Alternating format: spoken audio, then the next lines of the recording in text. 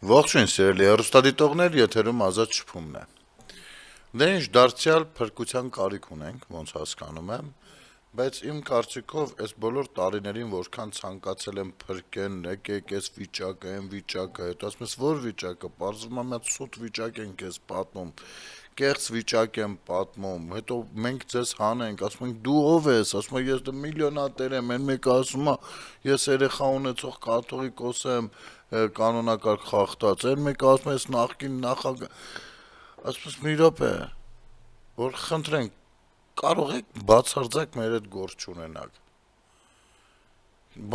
Բանը կա, պետքա փրկենք, ինչ էր Վարդևանյանն ինչ էր ասում է 3 նախարարների բան են բերել, անվանում են բերել, որ փոխեն, ասում է սա հայկական ինքնության, չգիտեմ ինչ, մի խոսքով, սես նստած լսում ես, ապշում ես այս մարդկանց մտածողության վրա։ Հիմա էլ մեր Հայաստանի Հայ Առաքելական Սուրբ Եկեղեցի կուսակցությունը, որոնց անդամներին շատ դեպքերում կարող եք տեսնել սև եկեղեցականի հագուստով, բայց քանի որ իրենք եկեղեցական չեն հանդիսանում, իրենք եկեղեցին զավթած այրեր են ու այդ անվանման տակ գործող քաղաքական այրեր, ապա զգուշացեք, առավել եւս որ պետության ղեկավարը, վարչապետը ճեպազրույցի ժամանակ բոլորից հայտնեց հետեւյալը, կարդամ. Հայաստանի վարչապետ Նիկոլ Փաշինյանը հայտարարել է, որ Գարեգին B. կաթողիկոսը պատվիրակություններ է ուղարկել Հայաստանի տարբեր գյուղեր եւ բնակավայրեր հասկանալու համար Հայաստանում հասարակական քաղաքական նոր շարժում սկսելու հնարավորությունները։ Երեկ իմացել եմ, որ Կտրիչ Ներսիսյանը պատվիրակություններ է ուղարկել տարբեր գյուղեր, բնակավայրեր նոր հեղափոխություն մեկնարկելու բանով։ Բագրատի հեղափոխությունից պրծանք հիմա էլ սկսվելու է Կտրիճի հեղափոխությունը։ Գալու է ասի 15 րոպե եմ տալիս, նզովյալ լինես, բան, եթե հրաժարական չտաս, ասել է Փաշինյանը։ Հարցին կարող է մանրամասնել ասել, թե ինչ պատվիրակությունների մասին է խոսքը, Նիկոլ Փաշինյանը պատասխանել է. մենք ունենք տեղեկություններ, որ տարբեր բնակավայրեր խմբեր են ուղարկվել, որպեսզի զոնդաժ անեն հասարակական քաղաքական շարժում սկսելու հնարավորությունը 24 թվականի պրոցեսների նմանությամբ։ Ինձ թվում է դա արդեն կլինի, չգիտեմ, այնտեղ ինչի հետ կապված կարա լինի, ինչն է այս վերջերս լավ զարգացել։ Հա, հիմա Տիգրանաշենը երևի կփրկեն, Սև լիճը կփորձեն հետ բերել եւ Թրիպուղին հանգարց ոչ մեկ բան չանի, չգործարկի, դե համայն Ռուսիո բանի ցարի հրահանգով բնականաբար։ Հիմա տարական հարց էլի, տո Կտրիչ, ախր քեզ իսկապես մարդ չի ուզում անդրադառնա, որտեվ այնքան զզվելի է այս ամեն ինչը։ Այնպես չի հաճույքով ենք էլի խոսում, թե ինչքան դու ոչ մեկ ես, դու կապ չունես կաթողիկոս կոչվելու հետ ու քո թիմը։ Բայց այնուամենայնիվ էլի երկու բառով նորից քեզ ասեմ։ Տես, նախ Հայաստանի Հանրապետությունում քաղաքականությամբ կարող ես զբաղվել թե դու, թե քո շրջապատը, եթե հրաժարվես քո կարգավիճակից։ Այդ պարագայում մենք կնայենք նորմալ։ Երկրորդ, քո օրհնությամբ ինչ-որ եսի մինչ շարժում, սրբազան շարժում սկսած ոմն անձնավորությունը այնքան գրեհիկ ձևով իր գործառույթը իրականացրեց, որ իր տարածած ատելության մթնոլորտի ու դաստիարակության պատճառով մարդիկ են դատվում տերորիզմի կասկածանքով, հասկանում ես։ Ինչն էր թեման իրանցը, դուք սուտ եք դուրս եկել, կեղծ եք դուրս եկել։ Հենց հիմա ես Վազգեն Գալստանյանին հրավիրում եմ իրանց, գնանք ու թող ինքը ինձ ցույց տա ինչ արեցին ընդեղ։ Ինչ էին ասում, հիմա ինչա, ինչի մասին էր իրանց արածը, ինչը դուրները չի գալիս։ Գնանք ընդեղ միասին միացնենք եթերը ու խոսենք, ասում ցույց տուր, ինչ էիր ասում։ Սուտ էր, ծերիս էր սուտ էր, ճիշտ է։ Հիմա ում ես ուզում օրհնես սկսես առաջ, կամ երևի դու անձամբ սկսես, վերջին բան, բայց նախ Ես 3 հաղորդման ժամանակ անդրադարձել եմ քեզ ու ասել եմ, որ դուք ձեր այդ լրատվական պաշտոնական կայքով հանդերձ ամեն ինչով կեղծեք, որովհետև դուք ականջալուր չեք լինում հանրության հարցադրումներին։ Երկրի վարչապետը գուցե ձեզ մեղադրի եւ ունենալով տվյալներ, ձեզ մեղադրի ագենտ լինելու մեջ, դա պետական կառույցների գործառույթն է, ես այդտեղ չեմ թաթախվի, չնայած դա տեսանելի է անձն աչքով, դա չի հարցը, բայց այնուամենայնիվ դուք նայելով բոլոր ժամանակների, ամբողջ ժամանակահատվածը բանի կառավարության ծրագրի ներկայացման ու ձեր հանդեպ եղած մեղադրանքները, դուք չեք անդրադարձել ամենագլխավորին՝ կուսակրոնության ուխտը խախտած լինելուն։ Վերջ։ Ընդ որում ասում ենք, կարող եք, չգիտեմ, ժողով անել, որոշում կայացնել, որ այսուհետ կարող եք կին եւ երեխաներ ունենալ։ Կարող եք։ Դա ձեր որոշելիքն է, ձեր քննարկումներն են, դուք գիտեք, մեզանից լավ եք հասկանում երևի։ Բայց քանի դեռ դա կանոնակարգային չի, արգելված է, իրավունք չունեք, որ դուք խախտել եք այդ ուխտը։ Հանրությունը ոնց կարա հետևելով ձեզ Աստծու հետ ուխտ կապի, Աստծուն հավատա ու զուգահեռաբար չարիք չգործի։ Ոնց կարա։ Դուք ձեր օրինակով ամեն օրով կեղտ ու անեծք ու մեղք եք ավելացնում մեր երկրի վրա, մեր հայ ժողովրդի վրա, համասփյուր հայ ժողովրդի։ Եկեղեցիներում քաղաքական քարոզանելով, սա համասփյուր ժողովրդի մասին է նաև խոսքը, պառակտելով, քաղաքական դիրքորոշումներ հայտնելով եւ այդ դիրքորոշումները սուր ու կեղտոտ ձևով հայտնելով, ստախոսությամբ, պետության գործերին խառնվելով, տարատեսակ ազգակործան կոչերով, ձեր անտարբերությամբ դեպի հայ գերիները, դեպի Արցախը, ձեր անտարբերությամբ, այն որ ազգային ժողովում շուշուտ խոսում եք, իբր բա գերիների մասով է հետաքրքրվել, այդ ամեն ինչն էլ եք սուտ անում։ Հիմա դու ումից ես ինչ ուզում։ Բայց սա մի ուղղություն է, մյուս ուղղությունը։ Գանք Վարդևանյանին, վերադառնանք սրան։ Հա, կտրիճին ասեմ, դու դեռ փորձիր քայլեր ձեռնարկես, քո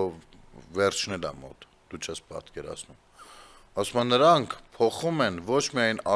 նախարարությունների անունները, այլև փորձում են փոխել նաև մեր ազգային ինքնությունը։ Ինչ անում, վերցնում է սկզբից, ասում է ժողովուրդ ջան, եկեք պատկերացնենք նման իրավիճակ։ Մի հատ բան է հորինում, հետո այդ հորինածը բերում զարգացնում է, ինչ որ բանի է հասցնում, հետո վերջում աղետալի վերջավորություն է տալիս իր երևակայածը։ Ու ասում է այդ տեսակ, որ նրանք մեր ինքնությունն են փորձում փոխել։ Այսինքն ժողովուրդ ջան, եթե մեր արդարադատության արտաքին գործերի նախարարությունը կոչվի արտաքին գործերի եւ առևտրի նախարարություն, մեր ինքնությունը վարի է գնում։ Խնդրում եմ, կարող եք դուք Վարդևանյանի նման հենց հիմա առանց իր ելույթը եւս մեկ անգամ լսելու, հորինել, ստեղծագործել ինչ որ մի իրավիճակ, իսկի Հեմինգուեյը չէր կարա։ Թե ոնց է արտաքին գործերի նախարարությունը վերանվանվելով արտաքին գործերի եւ առևտրի նախարարություն ազդում ազգի ինքնության վրա։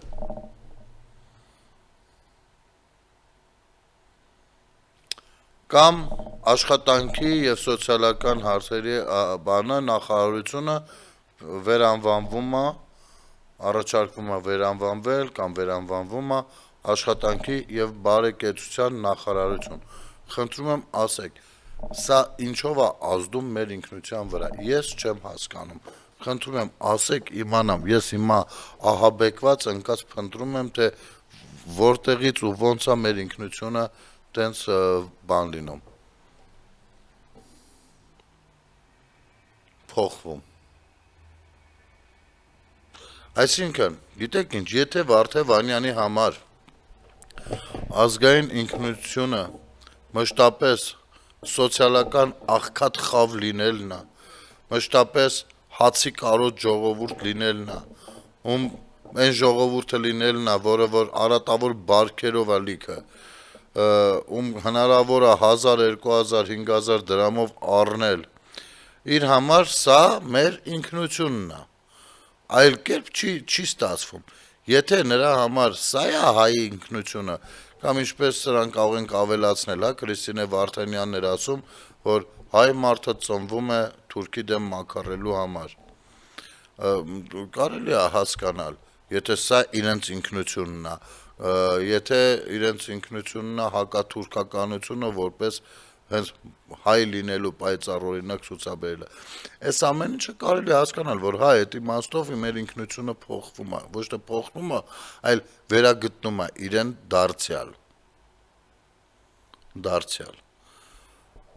100-ամյակների խորքն է գտնում ու իր տեսակն է փորձում վերականգնել, հասկանում եք, որովհետև կներեք, ես հայ մարդ եմ ու Հայաստանի քաղաքացի,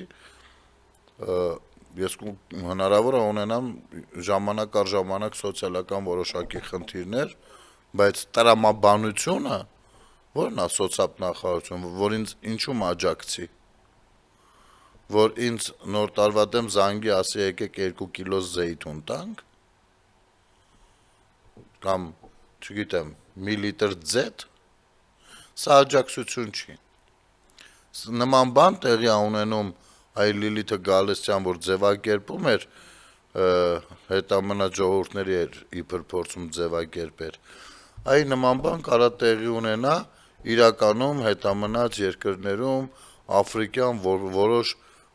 ցեղախմբերում եւ այլն, եւ պատերազմից ցեղասպանությունից, որի դրսեւորումները այսօր էլ ցավոք աշխարհում կա, այդ միջավայրում ապրող որոշակի երկրներում, որոնք որ դարձել են ամենօրյա ռազմական թատերաբեմ, այդտեղ հումանիտար հարցեր առաջանում են, այդտեղ այդ օգնություն կոչվածը առաջանում է, մեզ մոտ էլ է այդպես եղել, բայց ինչ պետք է միշտ այդ նույն ձևի մեջ մնանք, այսինքն դուք համաձայն չեք, որ ավելի լավ է մարդուն ձուկ որսալ սովորեցնել, քան մշտապես օգնել նրան ձուկ տալ, որ ինքը ուտի, ոնց եք պատկերացնում, այսինքն մենք գիտենք ոնց ենք պատկերացնում, որովհետև դա է եղել պատճառը, որ Հայաստանի Հանրապետությունը տասնամյակներ շարունակ չի զարգացել որևիցե ոլորտում,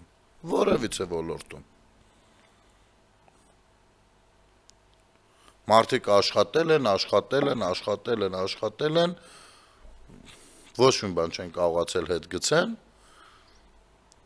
իսկ Լևոն Քոչարյանը առանց աշխատելու դարձել է միլիարդատեր, ասում ես որտեղից, ասում աշխատել եմ, ասում ես որտեղից աշխատել չի կարում ասի,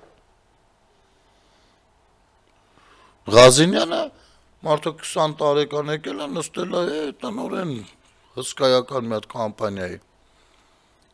ընդունակ վունդերկինդ,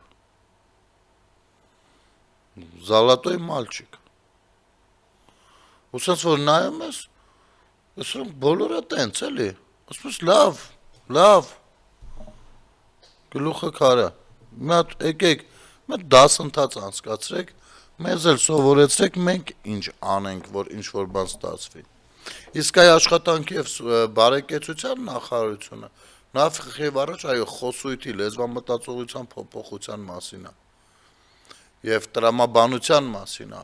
մարդը ով չի աշխատում, ոչ թե նրան հացի փող տալ 30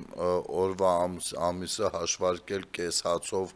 ու տալ, չգիտեմ, 2860 դրամ, օրինակ, այլ նրա մասին է, որ մարդու ներուժը օգնեն, ուղղություն ցույց տան, ճիշտ օգտագործվի, եւ այո, նման մարդիկ շատ են, հազարավոր, 100,000-ավոր, ովքեր որ իրենք գուցե տեղյակ էլ չեն իրենց ներուժից, եւ գիտեք, բարոյահոգեբանական մասն էլ գոյություն ունի, մարդը կենդանի չի է, էլի անասուն չի է, էլի ասուն է, Այսինքն մարդը կարա 1-2 ինչ-որ բան մոտը չստացվի, ինքը կոտրվի, ու ինքը որ կյանքը կործանվի արդեն, ընկնի, չգիտես ինչերի հետևից, ինչերի մեջ, եւ այստեղ որ նաեւ հոգեբանական աջակցությունը վատ չէր լինի, որպեսզի մարդը հասկանա, որ ինչպես կարելի է առհասարակ գումարը ծախսել, ինչպես կարելի է։ Ես ինքս նման կուրս լիներ կգնայի սիրով մասնակցելու։ Հասկանում եք։ Ես մի անգամ այդ օրինակը հիշեցրեցի ձեզ, այստեղ տաղավարում շատ հիանալի հյուր ունեի Տիկին Լուսինեն, ով հիմա զբոսաշրջության վարչության պետն է, բանում էկոնոմիկայի նախարարությունում, այն ժամանակ ավագանի էր Երևանի։ Մարդը հսկայական աշխատանք էր արել փորձագիտական եւ այլն, եկել էր եզրակացության, որ մեր աղբի մեծամասնությունը հսկայական տոկոս ավելացած սնունդ է։ Աղբը ուսումնասիրել են, ինչից է բաղկացած։ Այսինքն մենք չենք կարողանում կառավարել անգամ մեր խոհանոցը, հետեւաբար մեր ծախսերը առօրյա։ Ես չեմ ասում սա վերաբերելի է բոլորին, բայց սա ընդհանուր պատկերն է։ Հասկանում եք, ու սա գարցա նույնպես, այո, անգրագիտությունից, եկեք այսպես պայմանավորվենք, այդ անգրագետ բառը վիրավորելու մասին, չէ, այլ գնահատական, որպես բնութագիր, էլի ընդհանրական։ Ես ինքս ներառում եմ ինձ դրա մեջ, էլի, նենց չի, որ վերամբարձ նստած Ղազինյանի կամ Գեղամ Մանուկյանի մենք դիպլոմ ունենք, բան, մենք վերջ, մենք ինչ ասենք դա, չգիտեմ, բանը։ Չէ, մենք բոլորով հասարակ մահկանացուներով զրուցում ենք։ Հիմա մարդը եկել է ասում է, այ քանի որ դու ուզում ես այդ լեզվամտածողությունը փոխես, ուզում ես մարդկանց աջակցության ձևը փոխես, կառուցվածքը փոխես, բերես նրան, որ մարդը հոգեպես ամրանա, աշխատի, իր հնարավորությունների ներածի չափով, իրեն համապատասխան ինչ-որ մի աշխատանքում, ինչ-որ չի ստացվի, աջակցել, մի քիչ առաջ գցել եւ այլն, որը նույնպես զարգանալու տեղ ունենալու է առաջիկայում, հա, ինքը ընդամենը անուն չի փոխվում, ինքը կամ ինչ-որ ֆունկցիա, ինքը անընդհատ այդ ուղղությամբ արդեն պիտի զարգանա, բարձվում է, այս մարդիկ մեզ պատկերացնում են փափախով գիքորներ ու կարծում են, որ մեր ինքնությունը դա գիքորն է, ու տես մենք պիտի գիքոր մնանք, ոչ թե հանկարծ փորձենք մեր կյանքը կարգավորել։ Մի նախանձեք դուք, մեր սայլապանը ձեր կառապանին վնաս չի։ Մի նախանձեք։ Չենք գա հասնենք բանի Քոչարյանի Մակարդակի միլիոնների տեսանկյունից կամ Սամվել Կարապետյանի, մենք հանգիստ եղեք։ Դուք այն կերպարներ, հաջողակ մարդու կերպարները չեք, որ գրավիչ է քաղաքացիներին։ Հասկանում եք։ Ասենք, օրինակ Վարդևանյան, ուղիղ քեզ ասեմ, դու որպես փաստաբան, չգիտեմ, Հայաստանում ճանաչում են քեզ, դա արդեն լավ է, բայց քո փաստաբանական գործունեության, անձնական չէ, գործունեության բարոյական նորմը այնքան հակասական բաների մեջով անցնում, որ դու հաջողակ մարդու կերպար չես, մարդը չի ուզի լինի քեզ նման, այ եթե դու այդքան հակասական չլիներ, լիներ իսկապես լավ փաստաբան ու մի քիչ էլ հանրության հետ քայլեիր, ինձ թվում է դու կարող ես լինել հաջողակ մարդու կերպար, ինչին որ երիտասարդները պիտի ձգտեն, Քոչարյան Ռոբերտը հաջողակ մարդու կերպար չի, որ ժողովուրդը երիտասարդները ձգտեն, ինչքան էլ որ ինքը միլիոնատեր է, իսկ այ օրինակ, չգիտեմ, Իլոն Մասկը հաջողակ մարդու կերպար է, հասկանում եք, չգիտեմ ընդեղ կարող է տենց անուն, մի 3000 անուն կարելի է տալ, ոչ միայն Միացյալ Նահանգներից, Ճապոնիայից նույն, Եվրոպայի տարբեր երկրներից, ում կարող են իրենց գյուղի մակարդակով կլինի հաջողակ մարդու կերպար, քաղաքի, գավառի, ավանի, պետության, երիտասարդները կնայեն, ցանկանան լինել այդպիսինը, բայց դուք այդ չեք, եւ դրա համար էլ ձեր ինքնության մասին մտորումները ինձ համար բավականին ծիծաղելի են թվում, կարճ դադար մեր եթերում։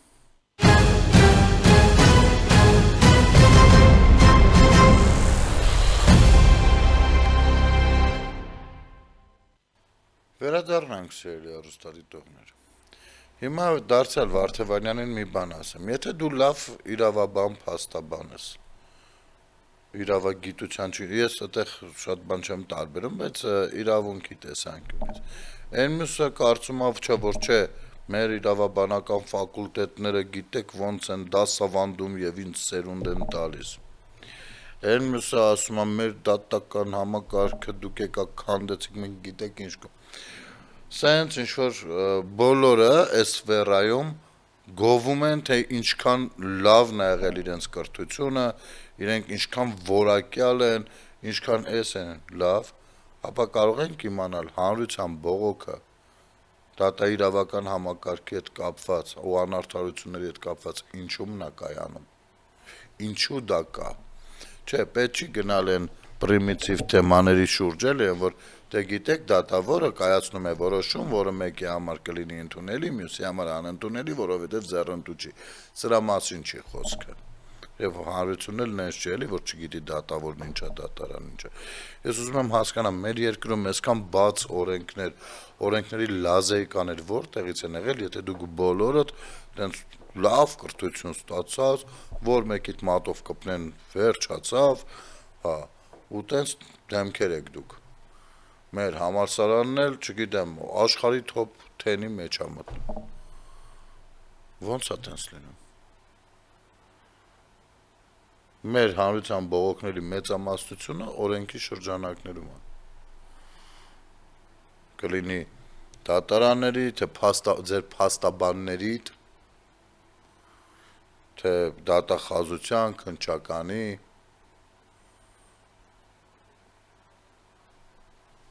թե դրանց վերահսկման մեխանիզմների եւ այլն։ Այս է էլի, որ դուք ինքնություն ասվածը, հայի ինքնություն ասվածը չեք տեսնում ընրանում, ինչում ես։ Այդ դրա համար գուցե ձեզ համար աշխատանքի եւ սոցիալական նախարարության վերանվանումը աշխատանքի եւ բարեկեցության նախարարության համարվում է ինքնության, հայի ինքնության, քո ինքնությունը, բարդ հələ դու հայ ես, չէ, որ ասում ես հայի ինքնություն, դու հայ ես, չէ։ Կարող եմ իմանալ քո ինքնությունը կոնկրետ որտեղ է բան եղել, ոտնահարվել, ես ինչ եղել, ցեղասպանվել, մենք կարող ենք իմանալ, ասենք, երբ որ աշխատանքի եւ բարեկեցության նախարարությունն է դառնում, այդ ամեն ինչի մեջ քո ինքնությունը մեծ ցույց կտաս, քո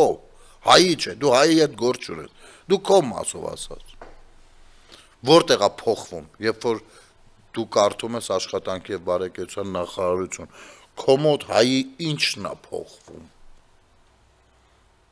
Այդ վերամբարձ բառերը տես դնում եք, դուք գիտեք ինչ որ դրանով բան եք ստան, այ հենց այդտեղ է պառակտումը, այ հենց այդտեղ։ Ինչ գործ ունեք դրա հետ։ Հայի ինքնություն։ Այդտեղ պարզեք դա որն է։ Հիմա ես երեք օրինակ YouTube-յան իմ եթերով մի թեմայի հարցադրում եմ արել ու այդ թեմայի շրջանակներում ես սպասում եմ ձեր մեկնաբանություններին, չնայած գիտեմ, որ չեն լինելու, բայց ինչքան չլինեն, այդքան շուշուտ եմ այդ հարցը տալու։ Տեսեք, ինձ հետաքրքիր է։ Դուք բնականաբար այսօր Հայաստանում չկա մարդ ում դիմես, ասես հայերն եք սիրում ես, ասի չէ։ Դες մարդ չկա։ Ամեն մեկը կարծում է, որ ինքը սիրում է ու ամեն մեկի սիրելը յուրովի է արտահայտվում։ Այսինքն մարդ կա մի ձևա պատկասում, բայց ամեն մեկը գիտի, որ ինքը այ իսկական ձևով ինքն է սիրում։ Այսինքն այս իմաստով չեմ ուզում դնել կասկածի տակ ձեր պատկերացրած հայրենասիրությունը, ամեն մեկիդ պատկերացրած։ Ես մի հատ հարց կա, որը որ ինձ իսկապես անհանգստացնում է։ Դուք կարող եք ասել, որ դուք սիրում եք հայրենիքը եւ սիրում եք պետությունը։ Կարող եք ասել, որ դուք պետականասեր եք։ Հայրենասեր, լավ, դա հեշտ է ասելը, ասացիք։ Կարող եք ասել, որ դուք պետականասեր եք։ Սրանք շատ կարևոր է այս հարցի պատասխանը, նախ ինքներդ ձեզ փորձեք տալ, ինձ համար պետք չի տակ, ինքներդ ձեզ տվեք, դուք սիրում եք պետությունը, թե դուք տենց հայրենասեր եք, պատմական հայրենիքով տենց հեշտ է, էլի պատասխանատվություն չկա, հասկանում եք, ասենք, երբ որ դու նստած տեղդ սիրում ես պատմական հայրենիքիցդ օրինակ մշոդաշտը, մուշը, այդտեղ պատասխանատվություն դու չես կրում, դու սիրում ես, կարող ես անգամ գենետիկ կարոտի մասին քառյակներ ձոնել, բայց երբ որ ասում ենք սիրում ես պետությունը թե չէ, հելա ասեք հա, ես կասկածում եմ, որ դուք կարող եք առանց աչք թարթելու ասել այո սիրում եմ, որովհետև այ պետությունը սիրելու պարագայում պատասխանատվություն է պահանջում, պատասխանատվություն կա, դու չես կարող ասել այո ես սիրում եմ պետությունը և անպաշտպան թողնել քո պետությունը փախնելով բանակի ծառայությունից, ես արդեն արամին չեմ ասում, ես ասում եմ ես ռուսամետ ու նախկինների ժառանգորդների ես կուտոկներին չգիտեմ արդեն ոնց կարելի է բնութագրել, դու չես կարող ասել այո ես սիրում եմ պետությունս, նույն սիրով ինչ որ հայրենիքս եմ սիրում, ես սիրում եմ պետությունս և գողանաս այդ պետությունից, հասկանում ես, ասենք նայ, օրինակ, երբ որ դու ասում ես, որ ես սիրում եմ մորս, բնական է չէ, որ դու չես կարող մորդ վրա ձեռք բարձրացնել, ենթադրենք, չգիտեմ, սոված թողնել դիտավորյալ, փորձել նրան հիվանդացնել ու մտածված, չես կարող, որովհետև նա մայրդ է, ու դու սիրում ես իրան, այ հիմա, երբ որ այս բանի մեջ, համեմատության մեջ գնանք հայրենիքի սիրում, դու կարող ես ասել, դե մայրը սրբություն է, եկեք խմենք մայրերի կենացը, ստեղ պատասխանատվություն չկա, ստեղ կա տենց ինչ-որ ընդհանրական միտք, բայց երբ որ անձամբ քո մոր մասին է խոսքը, դու կարող ես քո մորը ապտակել, չէ, բայց կներեք ինչ եք Հայաստանին այդքան ապտակել, տնտեսապես թեկուզ, փոխաբերական իմաստով, այդ դրա համար դուք չեք կարող ասել, ես կասկածում եմ, որ դուք կարող եք ասել ես սիրում եմ պետությունս, դու կարող ես ասել ես սիրում եմ ընտանիքս ու անպաշտպան թողնես ընտանիքդ, չգիտեմ, ընդեղ չափառը քանդած, դուռը բաց, տանիքը քանդած, կարող ես, չէ, առավել ևը, ու դու տենց լավ նստած ըլնես, երեխետ ընդեղ սոված ըլնի, բան, լինի հնարավորություն դա կառուցելու, բայց ու չանես, ասես դու ես սիրում եմ, աղբեր, չես անի, չէ, ահա, ու այսպես շարունակ, կնոջդ, ընկերներիդ, այս տրամաբանության մեջ է, դու սիրում ես պետությունդ, տեսեք, ես են մարդը չեմ, որ ասում եմ ընտանիքը դա, պետությունը դա ընտանիք է, ընտանիքում եթե լավ է, պետությունում լավ է, ստից խոսակցության մեջ չեմ մտնում, հատկապես, որ ես այդպես չեմ կարծում, էլի, պես չերկարացնելու համար, ես ուզում եմ հասկանալ, ճիշտ ըմբռնեք սիրել ասելը ինչի հետ եմ, դուք նվիրված եք ձեր պետություն, որովհետև պետությունը սիրել ենթադրում է պարտականություններ իրականացնել, դու չես կարող ասել ես սիրում եմ պետությունը ու ՀԴՄ չխփես, հասկանում ես, չի լինի, այ դու կարող ես ՀԴՄ չխփել, պետությունդ վարկաբեկես ասես եսի երկիր չի, բայց ես հայրենասեր տղա եմ, սա հեշտ, այստեղ ստացվում է, այ դրա համար է քցում հայրենիքի կոմ, չնայած պետությունը դա հայրենիքն է և հայրենիքը դա պետությունն է, ձեր պարագայում դուք քցում եք պատմական հայրենիքի կողմ, գզել բզկտել եք ես երկիրը,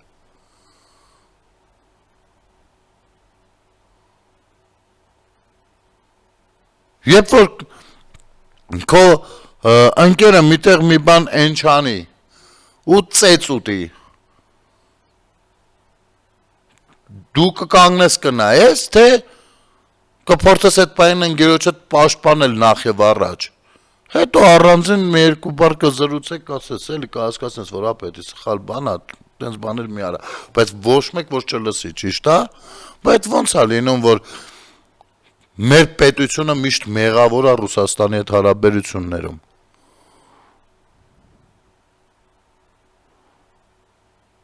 Բախի պետության հետ այտենց չեք վերաբերվում, որ եթե անգամ սխալ է, օրինակ, այս մի քիչ ուրիշ ձև քննարկենք, բայց ռուսինը լսի, դու ես այստեղ բան արել, որ այստեղ պետությունն է, ես պետության շահերը սպասարկող քաղաքացին եմ, այս պետության հպատակն եմ ես։ Հասկանում եք, այդտեղ է խնդիրը, դուք չեք գիտակցել ու չեք սիրում։ Ու սա լուրջ հարցադրում է, սա շատ խորքային խոսակցություն է, որ կարող ենք ժամերով ծավալվել սրա շուրջ, որին պատասխան դուք անգամ հայով կամ չեով չեք կարող տալ։ Ու մի կանգնել հայի ինքնությունից խոսել։ Գիտեք ինչ, հայի ինքնությունը միատարժ չի։ Առհասարակ ձեր այդ ապուշ զրույցները իսկական հայը սենց, իսկական հայանեց, հայասը, այդ խոսում է ձեր աղքատ պատկերացումների մասին, ձեր իսկ մասին։ Որովհետև հայի ինքնությունը միատարր միատ պատկեր չի։ Մեկ բացեք ուսումնասիրեք էլի։ Բացեք ուսումնասիրեք այս հազարավոր տարիները արանքը, ամեն գյուղը, ամեն գավառը, ամեն շրջանը, ինչերի միջով անցել, ինչ է եղել, ինչ չի եղել, ու ոնց է այդ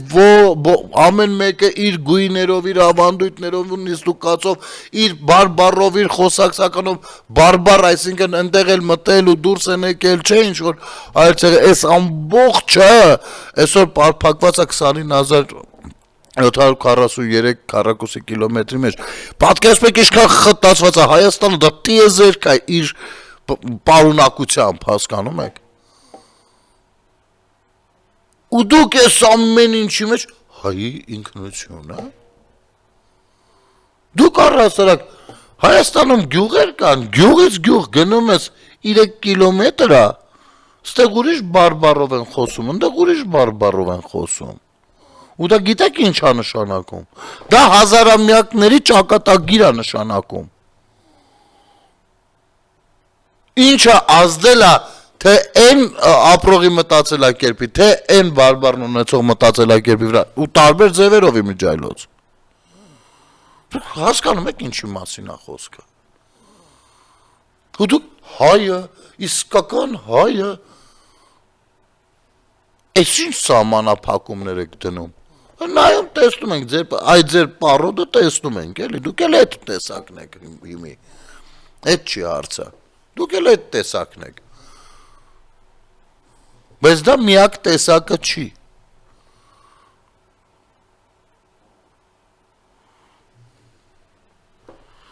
Տիգրան հետ կապված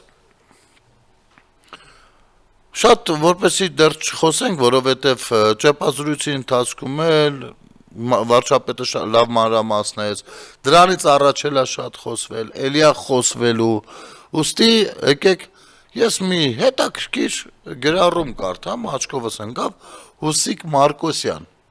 օգտատիրոջ գրառումն է, եկեք միասին ընթերցենք։ Ծիծաղելի անդիմադիր, թե բա հիմա էլ Նիկոլը Տիգրանեշեն է տալիս, կիրանցնել ձեր ասածով տվեց։ Որպես տեղեկատվություն կարդացեք այս գրառումը Հայաստանի և Ադրբեջանի միջև անկլավների ու էքսկլավների մասին։ Ձևավորվել են խորհրդային տարիներին 1920-ից 1930-1940 թվականներին Կովկասյան բյուրոյի տեղական խորհրդային մարմինների վարչատարածքային սահմանագծման հետևանքով։ Դրանք ստեղծվել են քաղաքական ու էթնիկ նկատառումներով, կամայականորեն կցելով հայկական կամ ադրբեջանական համայնքներով բնակեցված գյուղեր հարևան հանրապետությանը։ Ադրբեջանական անկլավները Հայաստանում 3-ն են. Վերին Ոսկեբար, Բարխուդախլու, Սոֆուլու, Տավուշի մարզում, այս երկուսը Տավուշի մարզում, ինչպես նաև Քարքին, Տիգրանաշեն, Արարատի մարզում։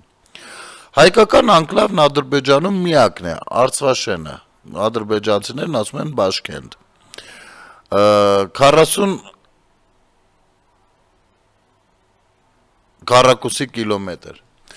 Ավելի մանրամասն կարդացեք մեկնաբանությունում։ Անկլավներն ու էքսկլավները ձևավորվել են վարչական վերահսկողություն Մոսկվայի եւ Միութենական Հանրապետությունների ղեկավարության կողմից ներքին սահմանների կառավարելիության ապահովում։ Որոշակի տարածքներում տեղաբաշխված ազգային փոքրամասնությունների համայնքներն ու հողային հատկացումները, արոտավայրեր, գյուղեր վարչականորեն ենթարկել են այն հանրապետությանը, որի էթնիկ մեծամասնությանն այդ բնակչությունը պատկանում էր։ Միտումնավոր են խառնել, թե ոչ, որպեսզի հետագայում, երբ հանկարծ Հայաստանի եւ Ադրբեջանը դուրս գան խորհրդային միությունից, նրանք իրար հետ կռվեն, հարցին պատասխանող փաստեր տենց չկան, կարծիքները շատ կան։ Մնում է ենթադրել, որ դա հնարավոր է, քանի որ տրամաբանությունը այդպիսին է ենթադրում։ Հետևանքում ստեղծվել է անվտանգային եւ կառավարման խնդիրներ։ Խորհրդային տարիներին, քանի որ սահմանները վարչական էին, անկլավները մեծ խնդիրներ չէին առաջացնում։ Այս հոդվածի հեղինակը լավ հիշում է, թե ինչպես խորհրդային տարիներին տասնյակ անգամներ այդ նույն Քյարքիի կողքից անցնելուց այնտեղի բնակիչներից առնում էինք ոչխարի միս, եմիշ կամ այլ ուրիշ բաներ։ Ադրբեջանցիները միշտ նստած էին ճանապարհին, տասնյակ տարիներ նրանց գնալուց հետո Քարքին Լևոն Ռոբի Սերժի ժամանակներին դարձել էր Տիգրանավերակ։ Այստեղ սարկազմով։ ԽՍՀՄ փլուզումից եւ անկախացումից հետո անկլավները վերածվեցին խիստ վտանգավոր ռազմաքաղաքական հանգույցների։ 1990-ականների սկզբին առաջին Ղարաբաղյան պատերազմի ժամանակ հայկական կողմի վերահսկողության տակ անցան Հայաստանում գտնվող ադրբեջանական անկլավային գյուղերը, որոնց բնակիչները հեռացել էին, իսկ ադրբեջանական ուժերը 1992 թվականի օգոստոսին գրավեցին Հայաստանի անկլավ Արցվաշենը, որի հայ բնակչությունը բռնի տեղահանվեց։ Ներկայումս Հայաստանի եւ Ադրբեջանի միջև սահմանազատման եւ սահմանագծման գործընթացներում անկլավների հարցը մնում է չլուծված ու վիճարկելի։ Սահմանազատման գործընթացի հիմքում դրված է 1991 թվականի Ալմատայի հռչակագիրը։ Ով է այդ հռչակագիրը ստորագրել։ Գնացեք նրանից հարցրեք։ Անկլավների մասով ինչա պայմանավորվել։ Գնացեք հարցրեք։ Նիկոլին դեռ ձեռ մի տվեք։ Ալմատայի հռչակագրով, այստեղ մի քիչ ուրիշ բան ա գրած, եկեք անցնենք։ Ալմատայի հռչակագրով կողմերը ճանաչում են ԽՍՀՄ փլուզման պահին գոյություն ունեցած վարչական սահմանները։ Այս համատեքստում անկլավների հարցը հարուցում է լրջագույն իրավական, ռազմավարական եւ լոգիստիկ վեճեր։ Իրավական հիմքերի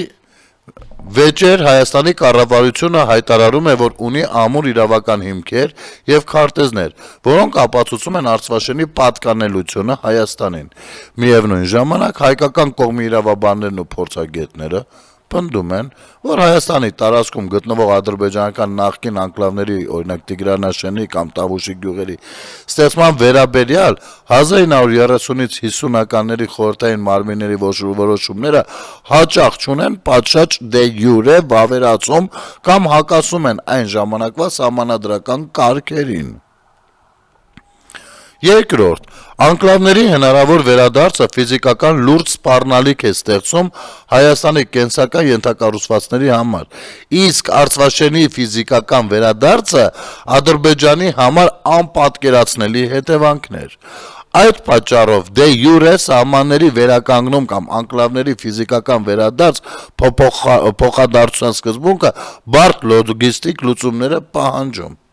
Լուծման հնարավոր տարբերակը մնում է տարածքային փոխանակում, ստատուս քվոյի պահպանում։ Կողմերը համաձայնում են իրենց վերահսկողության տակ պահել այն անկլավները, որոնք այժմ ֆիզիկապես իրենց տարածքում են, այսինքն Արցվաշենը պաշտոնապես հանձնվի Ադրբեջանին, իսկ Հայաստանում գտնվող անկլավները Հայաստանին։ Սա լուծման եղանակներից մեկն է։ Բայց ՀՀ օրենսդրության նման տարածքային փոխանակումը կարող է իրականացվել միայն համաժողովրդական հանրաքվեի միջոցով, երբ որ ասենք թե տենց են պայմանավորում, բայց պիտի հանրաքվե լինի։ Բայց դե ինչ խնդիր կա։ Եթե Ադրբեջանում դա հնարավոր է, քանի որ բռնապետական երկիր է,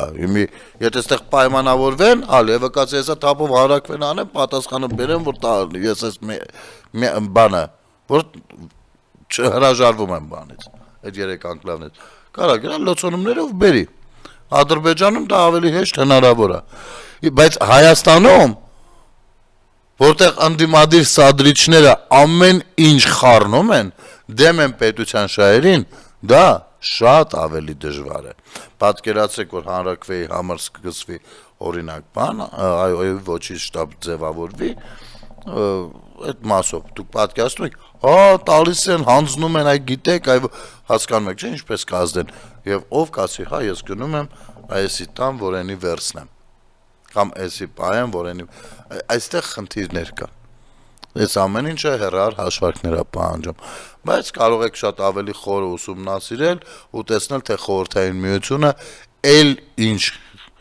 խնդիրներ է բերել մեր գլխին, ինչ փորձանքներ է բերել մեր գլխին, եւ ըստ էության էթնիկ զտումը սա Արցախինը միակը չէր, որը ռուսների ներկայությամբ արվում էր, ամբողջ այժմյան Ադրբեջանի տարածքից հարյուրավոր, հազարավոր տարիներ ի վեր այնտեղ ապրող հայ բնակչությունը բռնագաղթել 1988-ից 1990-ական թվականներին։ Այս հարցերը երբեք չեն թույլ տվել ռուսամետ իրենց վասալներին, թույլ չեն տվել, որպեսզի բարձրաձայնվեն, եւ եկել ամեն ինչ մտել էր փակուղի։ Սերժը կյանքում մի հատ ճիշտ բան ասել, դա է եղել։ Եթերում Ազատ շփումներ, կհանդիպենք ցտեսություն։